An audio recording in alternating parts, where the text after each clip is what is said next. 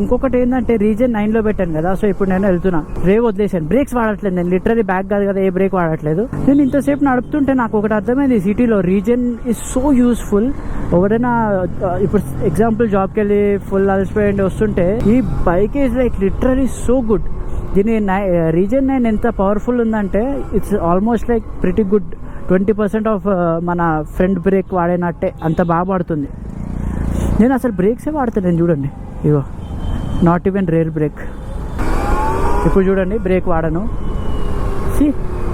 C literally మీకు reason అలవాటు ఏంటంటే, నేను ఈవీ కార్ నడుపుతా కాబట్టి నాకు రీజన్ సీన్ ఏంటో తెలుసు. సో మీకు ఈ బైక్ కూడా రీజన్ అలవాటు ఏంటంటే మీరు సిటీలో బ్రేక్ కూడా వాడక్కర్లేదు, విచ్ మీన్స్ మీరు బ్రేక్ ప్యాడ్స్ కూడా తొందరగా చేంజ్ చేయక్కర్లేదు. మీరు ఇంకా బ్రేక్ ప్యాడ్స్ కూడా చాలా రేర్గా చేంజ్ చేయొచ్చు, అండ్ టోటల్ కాస్ట్ అయితే కట్ అయిపోతుంది.